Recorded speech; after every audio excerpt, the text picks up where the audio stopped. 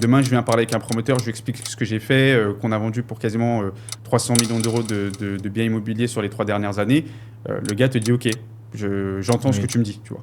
On vient d'apprendre que tu peux pas faire de la location courte durée, c'est dans le contrat. Je suis désolé, c'est vrai que tu m'avais dit que c'était pour ça que tu avais acheté, bah on se retrouve en difficulté. Ou alors, on va se retrouver avec des agents, et c'est aussi possible quand je sais quelles sont les pratiques ici, qui vont dire non mais écoute, te prends même pas la tête avec le short terme, de toute façon c'est même pas une bonne idée.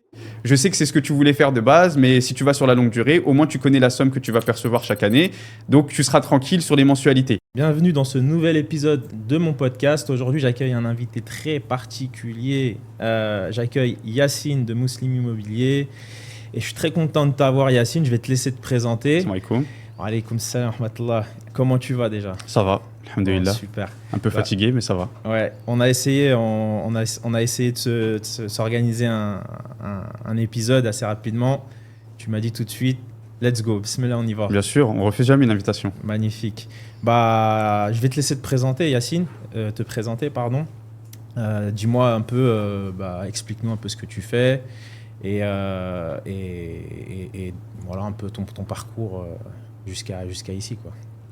Je m'appelle Yacine, je suis effectivement le fondateur et le directeur général de Muslim Immobilier, que j'aime présenter comme l'une des seules agences respectueuses des règles religieuses aux Émirats, mais de façon générale dans les différents pays dans lesquels on se trouve.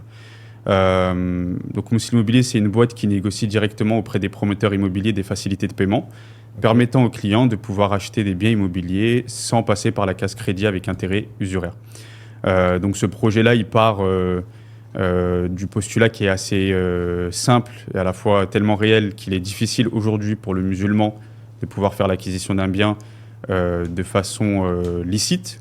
Et on a vu au fur et à mesure des dernières années, voire décennies, un certain nombre de musulmans qui malheureusement ont cédé à ce péché qui est un péché très important dans la communauté et surtout dans la religion musulmane. Et donc, dans la continuité des différentes sociétés que j'ai pu créer, donc pour revenir à mon parcours, moi j'ai fait un master en international business stratégie.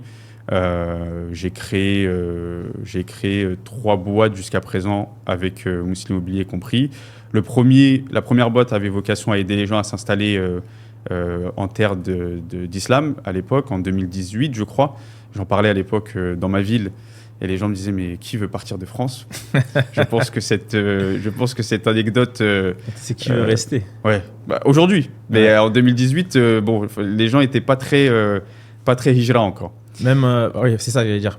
J'allais rebondir, mais tu as précisé. Même dans la communauté musulmane. Ouais, surtout dans la communauté musulmane. Moi, j'avais beaucoup de gens qui me disaient, non, mais on est bien ici, tu te rends pas compte, etc. Ouais. Et moi, je sortais de voyages en Australie, au Mexique, etc. Et je me disais, mais qu'est-ce que vous racontez? La façon dont on vit la religion à l'étranger, et / dans les pays musulmans, et en France, elle n'a absolument rien à voir. On a limite honte ou on se cache d'être musulman, alors que ça devrait être tout l'inverse.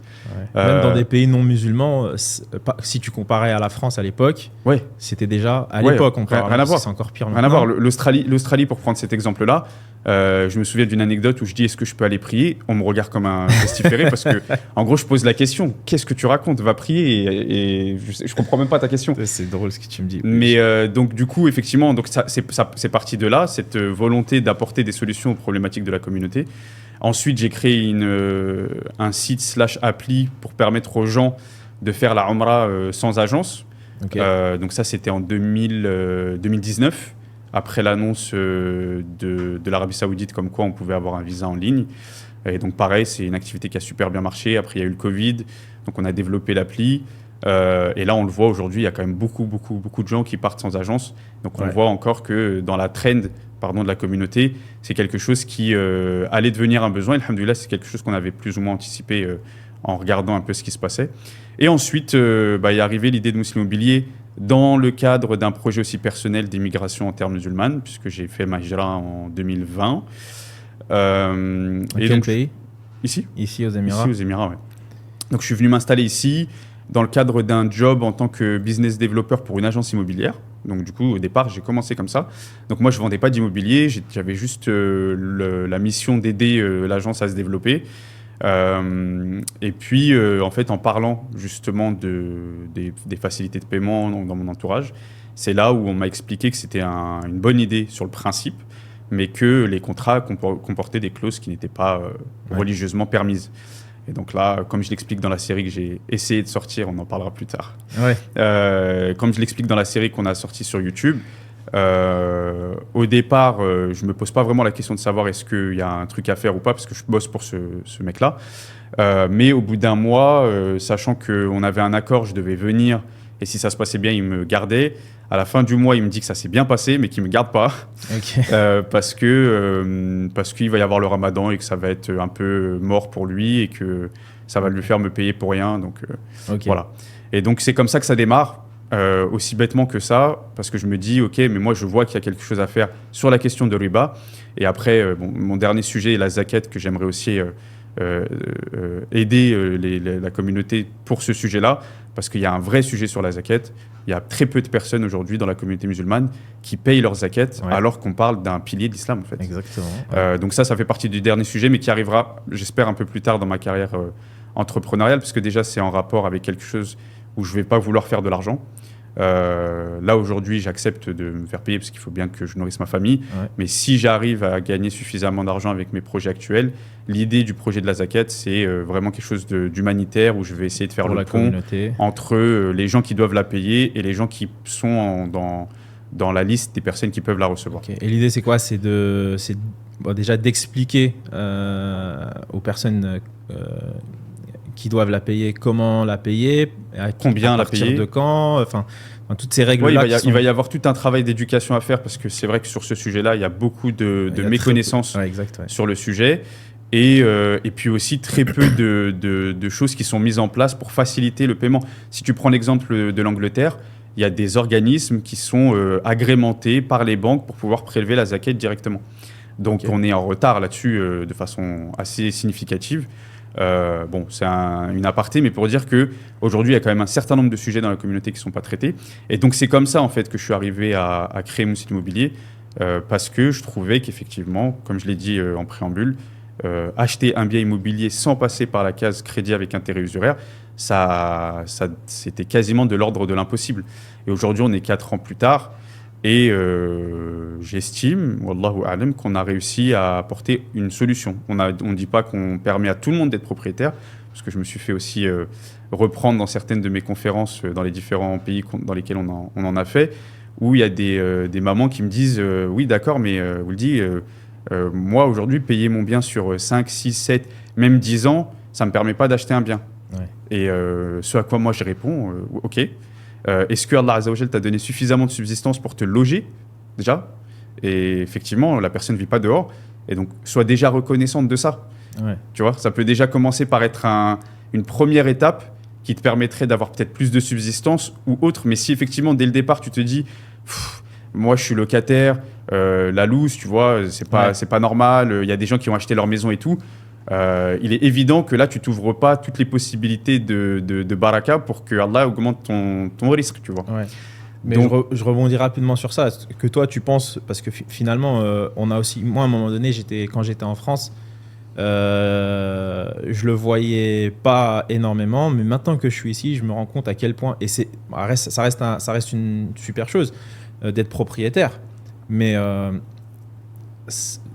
ça augmentera pas forcément ton bonheur, ou enfin il n'y a pas de raison. Si tu peux investir pour des raisons X ou Y et que tu as besoin ou envie de le faire, c'est bien. Mais il y en a qui se mettent cet objectif-là d'être propriétaire pas parce qu'ils le veulent, mais parce que la société leur impose d'être propriétaire.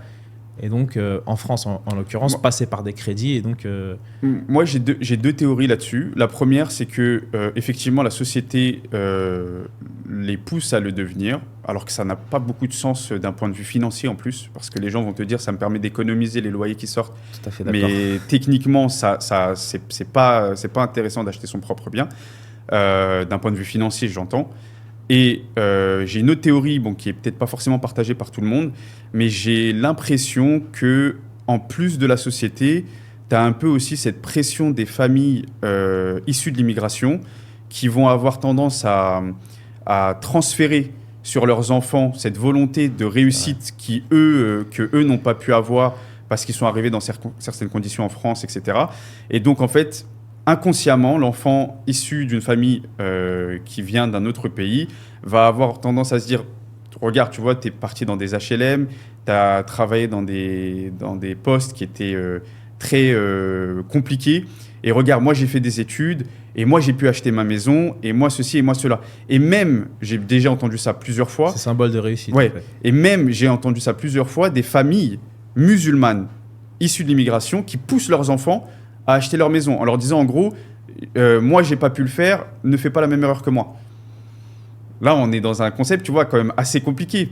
Et En passant par le crédit, tu veux. en passant par le crédit, oui, bien sûr, je parle de ça. Voilà. Donc tu te dis, comment on a pu en arriver là, à ce que tes parents te poussent dans un des péchés les plus capitales de la religion musulmane, parce qu'on remet du contexte.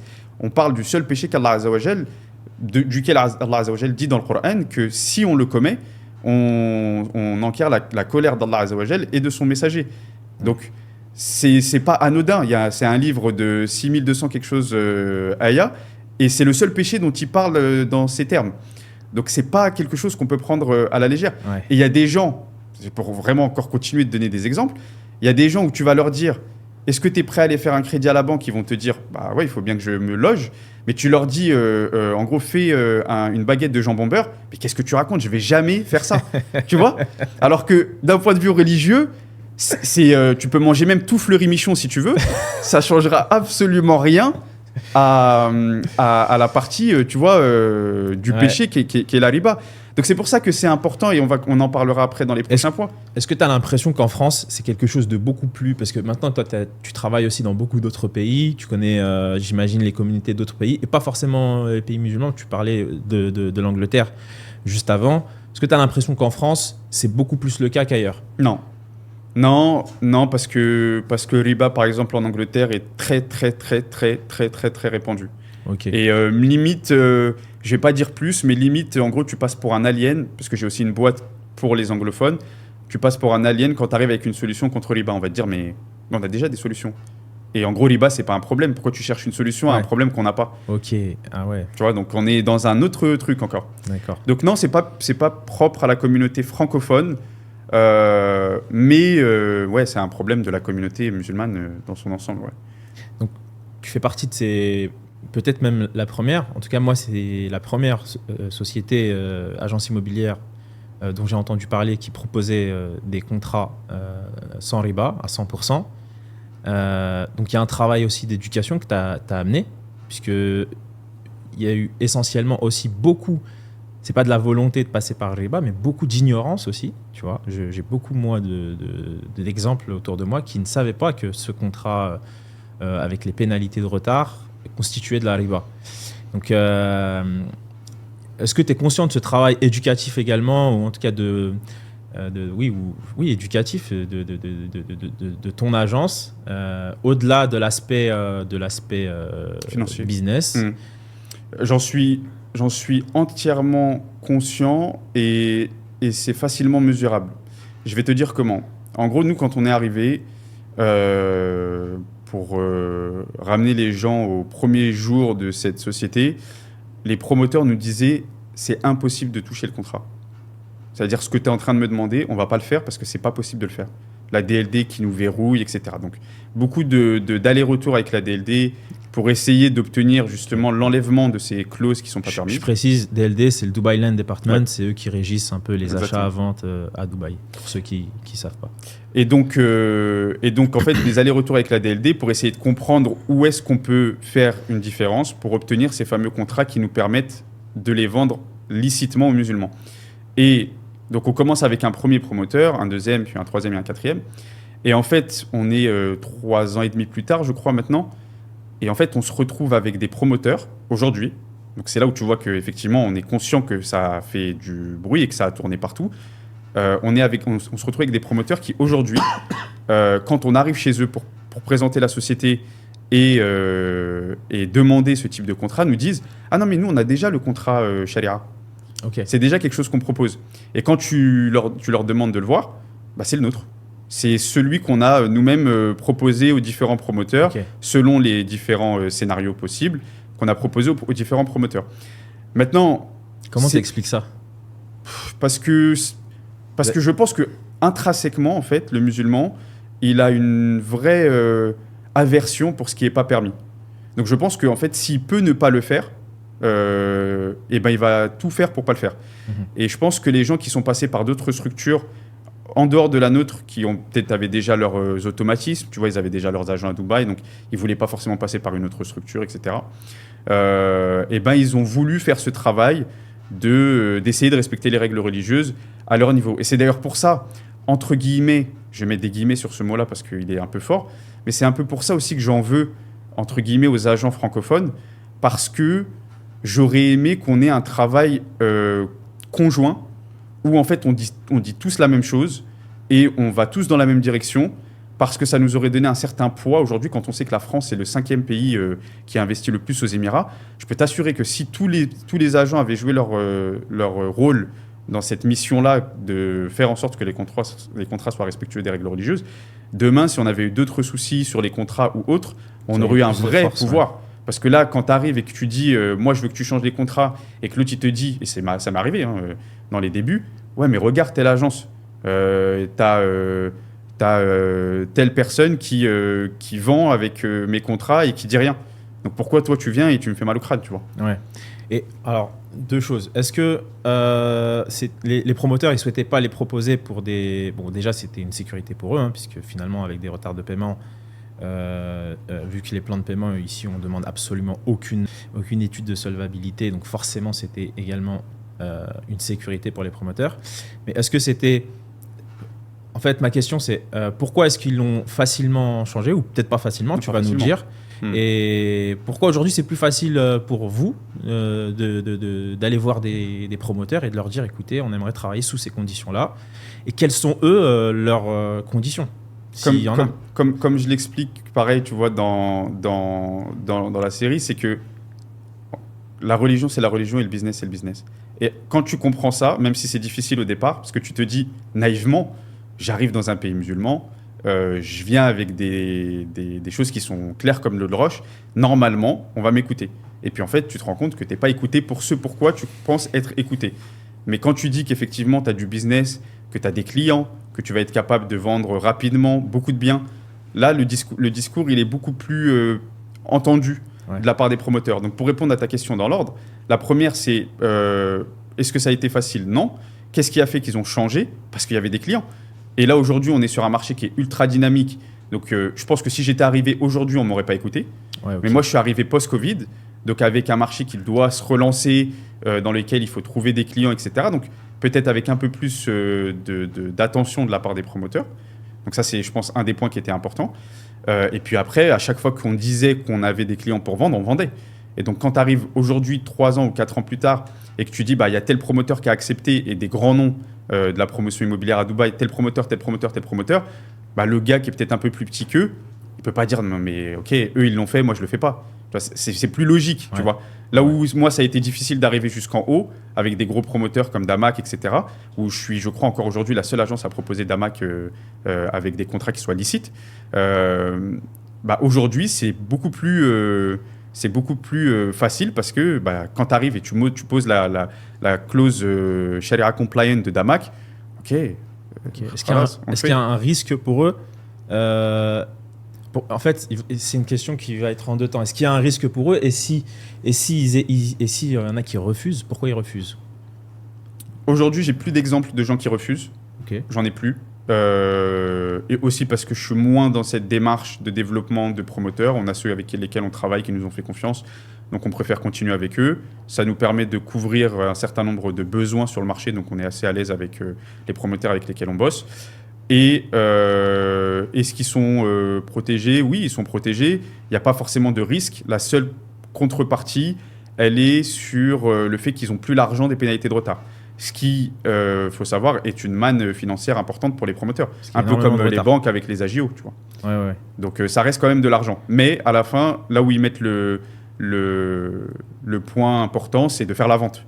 Et donc ça, pour nous, alhamdoulilah. Et puis après, là, je te parle de tout un tas d'arguments terre à terre. La réalité, c'est qu'il y a eu beaucoup de dua, il y a eu beaucoup d'invocations pour arriver à obtenir ça, tu vois. Donc, c'est pas que des causes qui donnent des conséquences, c'est aussi tout un tas d'autres choses vis-à-vis d'Allah Azza wa Jal qui nous permettent aujourd'hui d'avoir l'activité que l'on a. Et il y a plein d'exemples où, notamment pour le premier, où j'avais lâché l'affaire. Ouais. J'avais arrêté d'aller le voir. J'étais dans son bureau tous les jours pendant 3 semaines.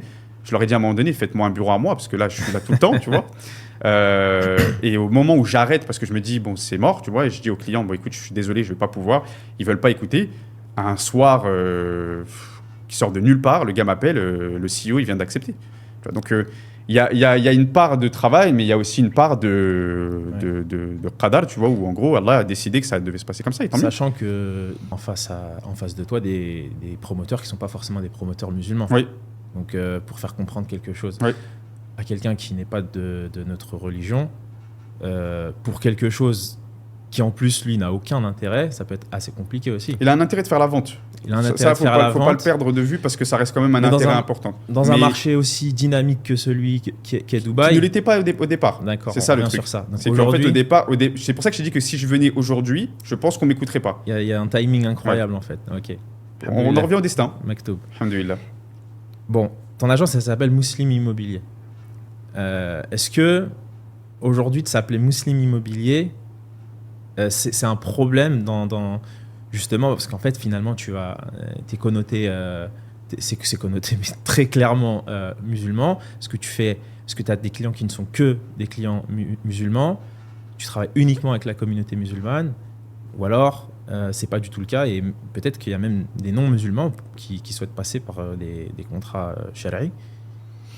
Alors c'était un souhait qui a été discuté au départ avec le premier associé que j'avais eu sur Muslim Immobilier. C'était un souhait que moi j'avais de connoter cette société de cette façon-là. Premièrement parce que j'avais pas envie, là encore le mot est un peu fort mais c'est le seul qui me vient en tête, j'avais pas envie de me travestir sur les réseaux sociaux, tu vois, dans le sens où j'avais pas envie de dire hello, bonjour, tu vois.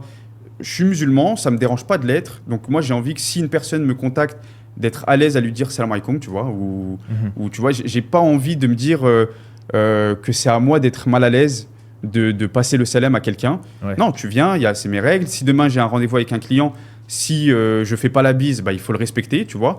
Et aujourd'hui, quand j'ai fait ce choix-là, c'était l'envie que j'avais. Aussi parce que, comme je t'ai dit, je me suis installé dans le cadre d'une émigration religieuse. Donc, j'avais pas non plus envie de passer toute ma vie, comme je t'ai expliqué sur les personnes qui sont en France, à me dire je suis musulman, mais pas trop, tu vois. Non, j'y vais. Et puis, si la personne, elle me dit bonjour, elle, et qu'elle ne l'est pas, avec grand plaisir, on t'accompagnera de la même façon, peut-être même avec plus de pédagogie, parce qu'on va devoir t'expliquer peut-être des choses que les musulmans savent déjà. Mais pour le coup, voilà, on t'accompagnera de la même manière. Et donc, jusqu'à présent, de ce que je me souviens, on n'a pas eu de clients non musulmans. On a eu beaucoup de gens qui ont acheté auprès d'autres structures et qui sont revenus chez nous parce qu'il y avait eu cette problématique des contrats non licites qu'ils ne savaient pas. Donc ça a été beaucoup ça. Et après, des clients musulmans, on en a eu pas mal. Et c'est pas une volonté de ne pas avoir de. C'est juste qu'aujourd'hui, ce sont des musulmans qui vous contactent. Ouais. Mais c'est pas une volonté de ne pas avoir visé les non-musulmans, mais par contre, c'était une volonté de viser les musulmans. Pourquoi ? Parce que, comme je l'ai dit tout à l'heure, je voulais, et ça c'est un principe de base dans la communication, je voulais que les gens qui sont censés écouter mon message le perçoivent directement. Et si je m'étais appelé Dubaï Real Estate ou peu importe, j'aurais dû mettre plus d'énergie à essayer d'expliquer qu'en fait, moi, je suis quelqu'un qui propose des contrats qui sont respectueux des règles religieuses pour la communauté musulmane. Quand tu arrives chez Muslim Immobilier, entre guillemets, il y a des choses que tu t'apprêtes déjà à voir et voire à expérimenter, tu vois. Donc, il y a ça. Et puis même, tu vois, sur la question des contenus, moi, aujourd'hui, je ne suis pas à l'aise avec le fait d'utiliser, par exemple, des musiques sur les ads ou les contenus vidéos. Sur les vidéos. Je suis pas à l'aise à ce qu'on puisse voir des femmes sur des vidéos, etc. Tu vois. Et quand les gens arrivent chez nous, pareil, tu vois, je vais pas dire ils peuvent pas faire les choquer, Mais c'est écrit, en fait, tu vois. Ouais. Est-ce que ça t'a posé des problèmes de t'appeler Muslim Immobilier? Ouais, mais pas forcément aux Émirats. Ça m'a posé des problèmes quand tu veux prendre des salles de conférence en France, par exemple. Ça te pose des problèmes quand tu es en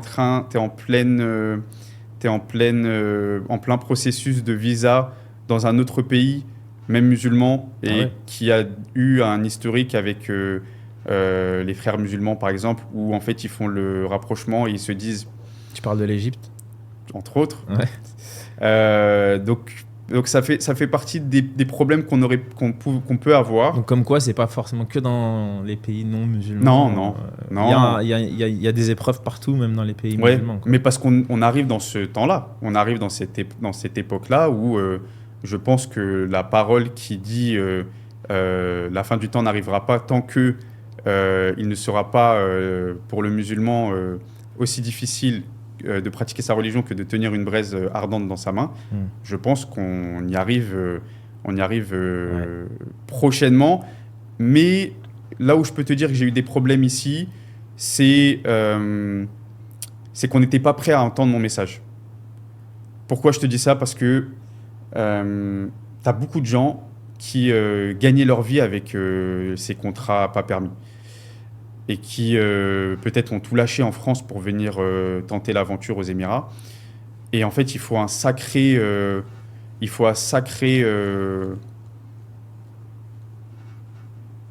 confiance, une confiance en Allah qui soit très importante pour se dire, ok, je vais m'éloigner de ce qu'Allah n'a pas permis et je vais me rapprocher de ce qu'il agrée et assurément qu'il me donnera mieux.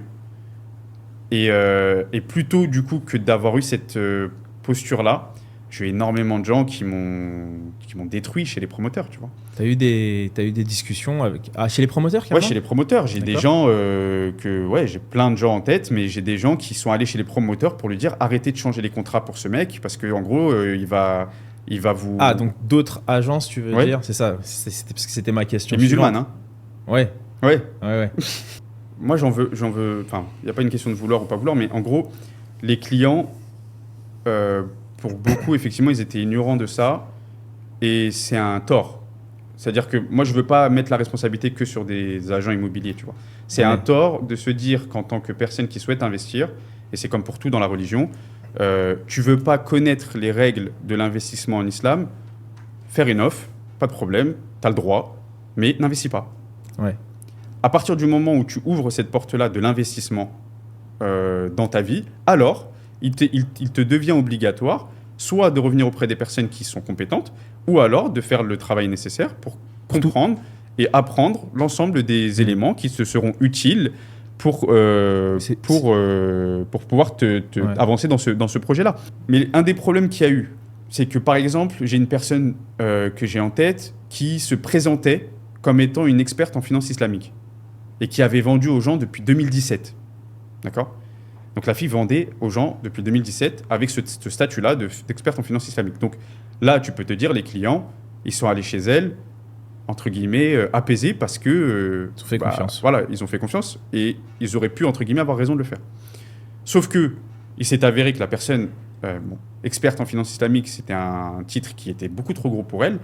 Elle avait effectivement étudié la finance islamique, mais pas de là à pouvoir se proclamer experte en finance islamique.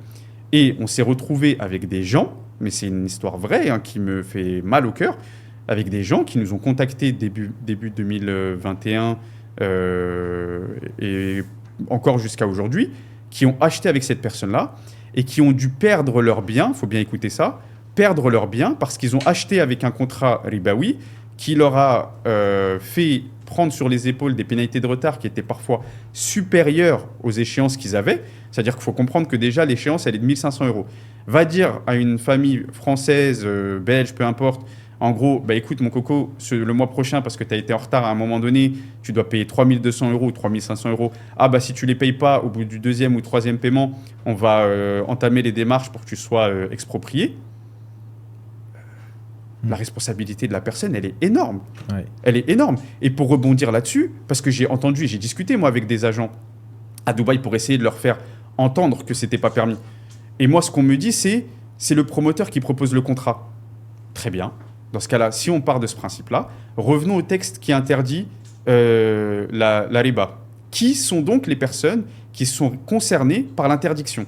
Et là, tu te rends compte, un peu comme pour l'alcool, tu te rends compte que pour la riba, c'est pas que le gars qui reçoit les intérêts, c'est aussi pour le gars qui fait signer le contrat, c'est aussi pour les témoins de la transaction, etc., etc. Donc, tu peux pas, d'un point de vue religieux, me dire je suis pas concerné, c'est le promoteur qui fait le contrat, c'est pas moi, alors que et le prophète alayhi salatu wassalam, dans sa sagesse, comment il finit les hadiths, il dit et ils sont tous égaux sur le péché. Tu vois, donc il n'y a même pas, en gros, si tu pensais que tu faisais un péché moindre que le gars qui récupère les sous, détrompe-toi, mon frère. Tous les gens dans l'équation, là, vous êtes tous dans le même bateau. Donc, tu te dis, moi, je veux bien qu'on soit là en train de discuter d'un sujet religieux tous ensemble, mais à un moment donné, il faut qu'on en parle avec une certaine science, il faut qu'on en parle avec une certaine connaissance. Et on rebondit sur les gens à qui tu as parlé. Et on leur en veut pas. C'était des agents immobiliers. On va pas demander à un boucher est-ce que ma voiture elle roule bien, tu vois. Chacun son travail. Ouais. Un étudiant en sciences, son travail c'est de connaître toutes ces règles là. Un agent immobilier, son travail c'est de savoir quel est le prix par square feet selon les quartiers et éventuellement si c'est le bon moment d'acheter ou pas. Donc tu vas pas aller lui demander est-ce que les clauses elles sont permises, pas permises religieusement. C'est pas son job. Ouais. Et chez vous aujourd'hui, au sein de Muslim Immobilier, qui vérifie ces clauses là? Nous, aujourd'hui, on est accompagné d'un Sharia board. Bon, c'est le cas depuis le début de la création de la structure. On est accompagné d'un Sharia board qui vérifie, du coup, les contrats au départ. Pas tous les contrats, mais les contrats au départ. Et après, c'est les mêmes de toute façon, puisque c'est juste mon travail à moi de vérifier que c'est bien le contrat qui a été validé par le Sharia board. Il y a un contrat type. Il y a un contrat type. Et donc, après, sur certains sujets qui sont techniques, là, on va revenir auprès des savants. Donc, on a des savants qui sont reconnus, notamment aux Émirats, comme Cheikh Khalid Ismail, etc., qui sont des savants qui se sont penchés sur certaines questions des contrats et qui ont émis des fatwas. Et aujourd'hui, c'est la raison pour laquelle on est à l'aise à l'idée de proposer ces contrats-là. La responsabilité n'est pas sur nous, parce qu'on n'est pas les personnes de science qui vérifient les contrats. Moi, je suis un entrepreneur qui essaye de développer des activités pour la communauté. Je n'ai pas pu, du coup, en parallèle, faire des études pour avoir tous les outils en rapport avec la finance islamique. Ce qui est logique. Donc, chacun doit jouer, chacun doit jouer sa partition pour qu'on puisse avancer dans la bonne direction. Mais le risque et le problème qui s'est posé, c'est que, OK, maintenant sur le marché, Muslim Immobilier, et je pense que je peux le dire aujourd'hui, peut-être que tu me diras aussi la même chose, je pense que Muslim Immobilier a atteint cette place légitime sur le marché de sociétés qui proposent des contrats respectueux des règles religieuses. Le problème, c'est quoi? C'est que maintenant, tu as des agences qui, juste sur cette base-là, vont auprès des promoteurs en disant est-ce que je peux avoir limite le contrat de Muslim Immobilier? Le client, il m'appelle, il me dit qu'il veut un contrat Sharia avec des Sharia clauses. Est-ce que je pourrais avoir le contrat que vous proposez avec telle structure? Le promoteur va le faire. Je vais donner un exemple pourquoi ça, c'est très dangereux. Ça ne veut pas dire qu'il ne faut pas passer par d'autres agences. La seule chose que je dis, c'est qu'il faut passer par des agences qui sont accompagnées religieusement. Que ce soit nous ou d'autres. Je n'ai pas de problème avec la concurrence. On a eu un promoteur, dont je ne citerai pas le nom, qui a fait une remise des clés. OK. Le contrat, il est shara'i, il n'y a pas de pénalité de retard dans le contrat, il n'y a pas de clause injuste dans le contrat. OK. À la remise des clés, le promoteur nous remet un document avec le snagging, donc l'état des lieux, et il y a écrit que le client accepte que son bien soit utilisé comme collatéral, donc comme caution, voilà, pour éventuellement que le promoteur puisse aller faire un crédit à la banque. Oh, wow. Alors, il y a encore un autre sujet, parce que là, on parle que de sujets religieux, mais il y a aussi des sujets juste de rigueur et de travail. On en avait parlé sur la question du short terme, sur le promoteur qu'on ne va pas citer, sur le fait de lire les contrats des clients. Il ne faut pas être dupe à un moment donné. Il y a des gens, ils font confiance à leur agent sous prétexte qu'il a une bonne réputation ou qu'en ligne, il renvoie une bonne image et tout. Et en fait, ils vont jusqu'à aller ne pas lire le SPA. Le contrat de vente de l'appartement dans lequel ils ont acheté. Et donc, on se retrouve avec des gens, notamment dans le cadre du promoteur qu'on ne va pas citer, qui vont se retrouver, par exemple, à ne pas pouvoir faire de location courte durée. Ils ne le seront qu'au moment où ils vont recevoir leur clé. Ouais, le SPA, oui, mais du coup, leur agent leur a dit de le renvoyer. C'est bon, tu l'as reçu, tu peux le renvoyer. Ouais, c'est ça. Donc, ils vont le renvoyer. Donc, ils auront accepté l'ensemble des conditions qui ont été dans le contrat. Et après, quand ils vont recevoir les clés, il y a deux possibilités. Soit l'agent va la jouer honnête en disant « On vient d'apprendre que… alors que c'est le cas depuis 3 ou 4 mois, on est au courant parce que c'est dans le contrat, il fallait le lire. On vient d'apprendre que tu ne peux pas faire de la location courte durée. Je suis désolé, c'est vrai que tu m'avais dit que c'était pour ça que tu avais acheté, on se retrouve en difficulté. » Ou alors, on va se retrouver avec des agents, et c'est aussi possible quand je sais quelles sont les pratiques ici, qui vont dire « Non mais écoute, te prends même pas la tête avec le short terme, de toute façon c'est même pas une bonne idée, je sais que c'est ce que tu voulais faire de base, mais si tu vas sur la longue durée, au moins tu connais la somme que tu vas percevoir chaque année, donc tu seras tranquille sur les mensualités. » Donc le gars ne saura même pas en fait que son agent, il n'a pas eu le contrat, que 2, le promoteur ne propose pas de short terme, et qu'en gros il a été orienté dans une direction qui est celle-là et qui n'aurait pas pu être une autre en fait. Ouais, il est obligé de s'en sortir comme il peut entre guillemets voilà. sur le moment, parce que lui-même n'a pas lu le contrat. Exactement. Et donc c'est pour ça que je te dis que dans le cadre de ce promoteur-là, en gros c'était une condition pour avoir les clés. C'est-à-dire soit tu me signes ça, soit tu n'as pas tes clés. T'as pas tes clés, ouais. J'ai appelé le promoteur directement. Qu'est-ce que tu es en train de me raconter? Comment tu peux venir me dire, à moi qui en plus ai un travail sur le marché qui a cette vocation-là, que tu vas utiliser le bien de mon client comme caution pour toi aller faire un crédit dehors. Évidemment, je l'ai fait valider par le Sharia Board qui a dit impossible, ça passe jamais ça. Et donc, cette clause a été enlevée.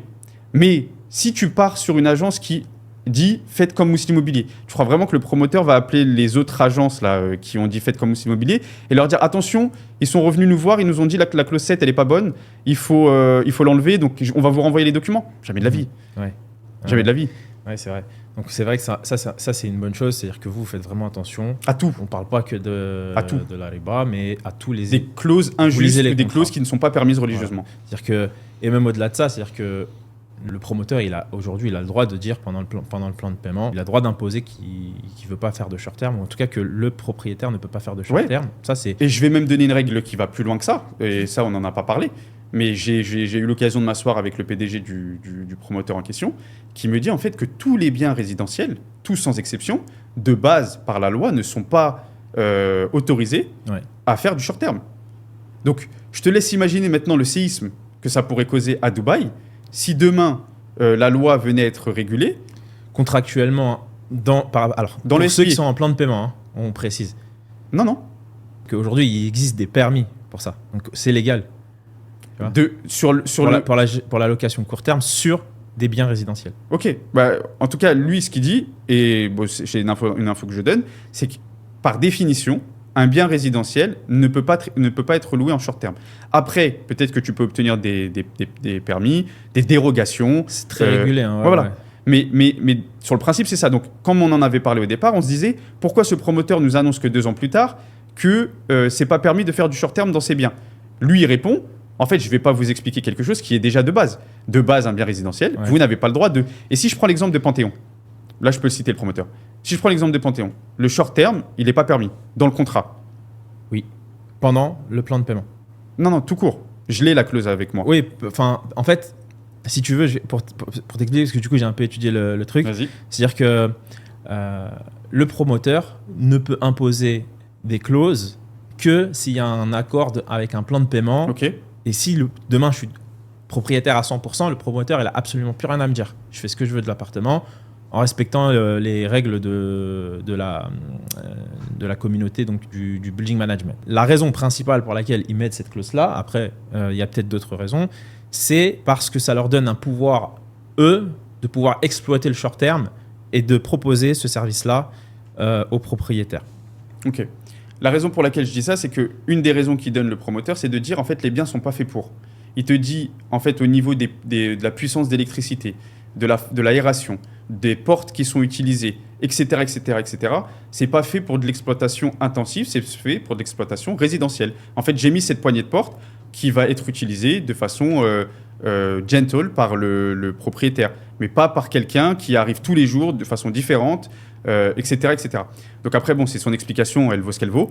Ouais. Mais c'est pour te dire que, voilà, au final, passer par une structure qui se prétend éthique, comme c'est notre cas, ça ne s'arrête pas que à juste acheter avec des pénalités de retard, pas des pénalités de retard. C'est tout un tas de choses, tu vois, qui peuvent surprendre aussi peuvent le surprendre propriétaire. et surtout, au final, sur des choses où tu ne vas pas savoir. Ouais, tu vois. bien sûr. Et j'aime bien donner l'exemple de l'épicerie, encore une fois sur un péché qui en plus est moins grave que la riba. Ça reviendrait à dire demain, tu rentres dans une épicerie, tu prends une boisson, tu rentres chez toi, tu trouves qu'elle a de l'alcool dedans et tu vas te plaindre à l'épicier. Ok, mais à côté d'elle, il y avait une épicerie où il n'y avait pas du tout, donc il s'est brandé comme ça, il n'y a pas du tout ni de viande de porc par exemple, ni d'alcool. Donc d'un côté, tu vas te plaindre parce que tu es parti dans une épicerie qui vendait des bouteilles d'alcool et tu t'es retrouvé avec une bouteille d'alcool, mais de l'autre qui est collée à elle, du coup, eh ben, tu vas ressortir. Il n'y a pas de scénario où en fait, tu ressors avec de l'alcool dans l'épicerie en question, tu vois. Donc, c'est aussi un mindset de se dire que tu vas aller du côté de la société qui propose que des biens sans riba. Ouais. Alors, au tout début de notre activité, ça a duré peut-être un an et demi, il y avait eu ce sujet de frais de service qu'on facturait auprès des clients. Donc, nous, on facturait. Donc, en gros, quand on passait par nous, on payait un peu plus cher l'accompagnement parce que, un, on avait moins de promoteurs et deux, on avait plus de frais puisqu'il y a tout un travail qui est fait avec des avocats, avec des étudiants en sciences pour arriver à obtenir le contrat en question.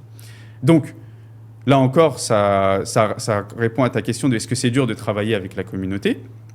Oui, parce qu'en fait, on a l'impression que tout leur est dû et qu'on ne peut pas facturer des choses qui sont juste logiques. Moi, je suis chef d'entreprise. At the end of the day, le ratio, il est juste trop simple. Entrée, sortie. On peut tous raconter, on peut épiloguer 5000 ans sur l'histoire. À la fin, ça reste que ce qui est important. Combien j'ai rentré, combien je vais sortir. Ouais. Et sur les débuts de l'activité, eh ben, les entrées, vu qu'elles sont limitées, j'ai 1-2 promoteurs qui acceptent, je suis obligé de facturer des frais d'agence. Parce que je n'ai pas d'autre choix que de faire cela si je veux que mon activité continue d'avancer. Tu as des clients qui se sont plaints peut-être Après, de profiter de cette étiquette Exactement. pour facturer plus cher. Après, en disant 2 ans plus tard par exemple, est-ce que vous pouvez nous expliquer pourquoi vous avez facturé des frais de service alors qu'on se rend compte qu'en fait, ce n'est pas la norme à Dubaï ? Ouais, je peux vous l'expliquer, je le fais. T'en as qui comprennent, la plupart comprennent, puis t'en as qui sont bornés sur le fait de ne pas comprendre. Aujourd'hui, alors c'est des frais que tu m'as dit que vous facturiez au départ. Ouais, au c'est début, ça fait déjà quasiment 2 ans qu'on les facture. D'accord.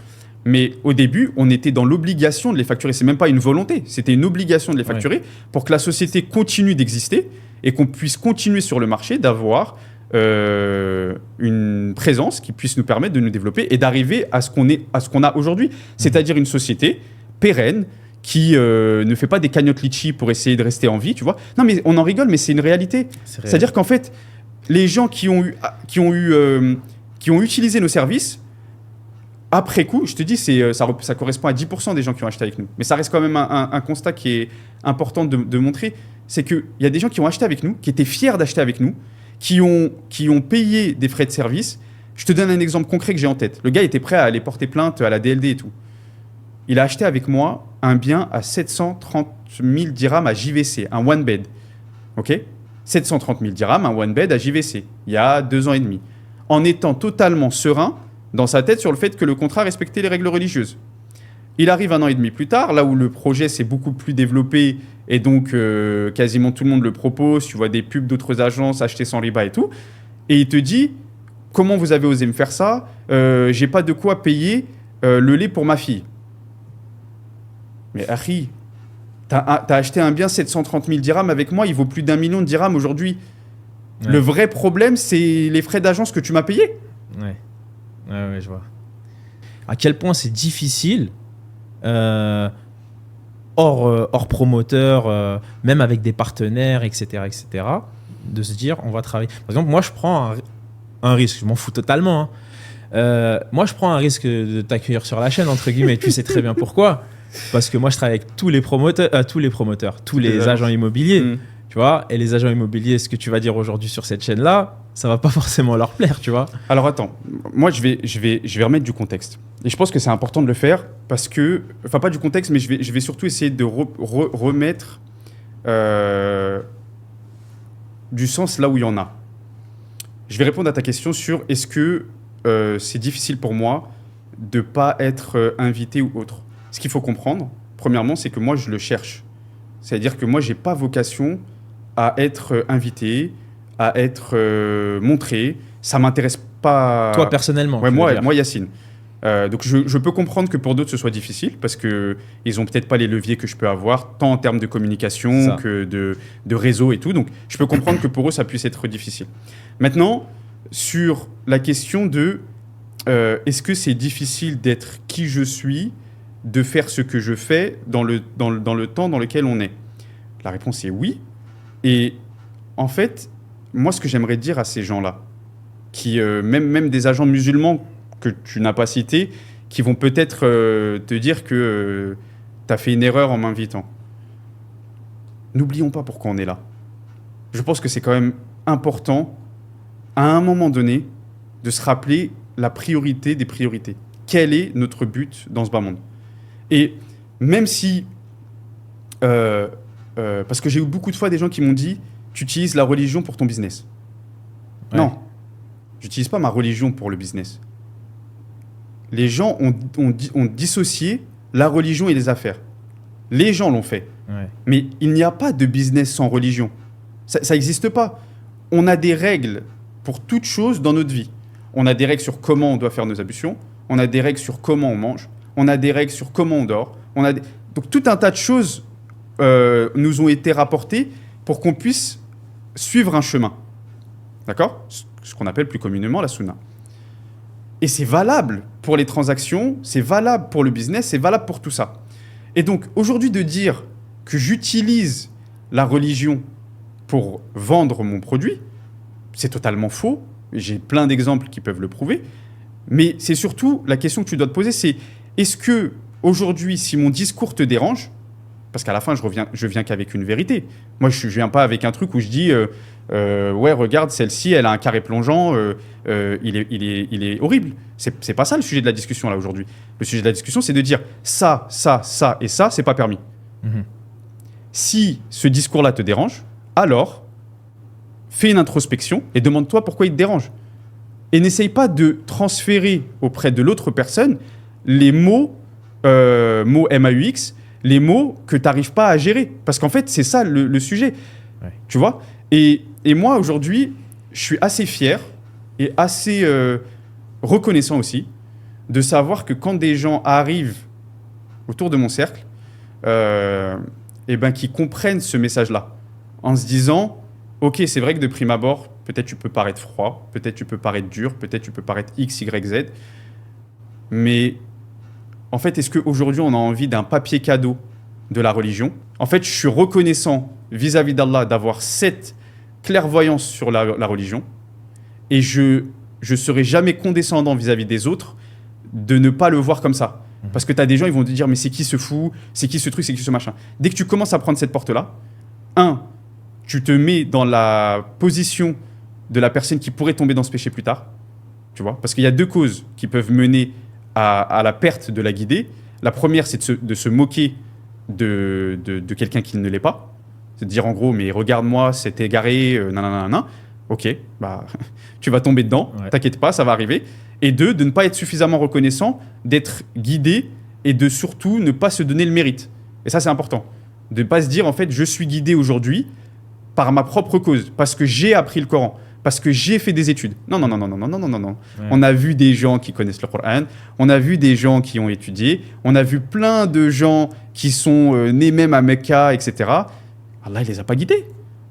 Et on a vu l'inverse, on a vu des gens à Las Vegas qui n'ont même pas l'arabe, qui sont musulmans. C'est vrai. Ouais. Donc tu vois, il faut juste pas qu'on perde, et ça c'est le message que j'aimerais véhiculer dans cette vidéo, il faut pas qu'on perde de vue l'objectif final. L'objectif final, c'est que l'ensemble des gens finissent au paradis. Exactement. Et évitent l'enfer. Voilà l'objectif final. Ouais. On peut tous se dire, est-ce que je vais être propriétaire? Est-ce que je vais être millionnaire? Est-ce que ceci? Est-ce que cela? C'est bien, c'est des questions qui parfois peuvent être importantes selon les vies de chacun. Mais à la fin, le seul objectif où tu pourras te dire, j'ai réussi ou j'ai raté ma vie, tu vois, ces deux choses-là, j'ai réussi ma vie ou je l'ai raté, paradis ou enfer. Il n'y a pas d'autre chose. Rien. Il n'y a aucune autre chose qui va t'apporter la jouissance ou la joie que de rentrer au paradis. Et à l'inverse, il n'y a rien d'autre qui va pouvoir atténuer la tristesse et la souffrance que tu auras le jour où on te montrera la direction qui n'est pas le paradis. Barakallahu fik, Yacine. C'est exactement, c'est bien. Merci beaucoup, Barakallahu. Merci à toi, pour, c'est très pour plaisant. tout ce que tu nous as délivré aujourd'hui. Je suis très content d'avoir fait cette interview. Bon, là, ça va être un petit message à nos viewers. Donc, 2 messages. Premièrement, vous êtes en moyenne 3000 à nous regarder sur la chaîne. Merci beaucoup. Par contre, on est 480 abonnés. Donc, il y a un ratio qui n'est pas bon. Tu vois? Alors, si vous voulez qu'on refasse plus de vidéos, parce que ça, c'est ce que vous me demandez. Et très honnêtement, je fais des vidéos parce qu'à chaque fois, je reçois un commentaire. Fais des vidéos, fais-nous plus de vidéos. Ah, encore, enfin une nouvelle vidéo, etc. Donc, n'hésitez pas à vous abonner, à liker, à partager. On est bienveillant dans les commentaires, s'il vous plaît. On est ouvert à la discussion et on respecte l'ensemble de nos invités. Je rajoute une autre chose. Si vous souhaitez contacter Yacine, je vais mettre un formulaire en description.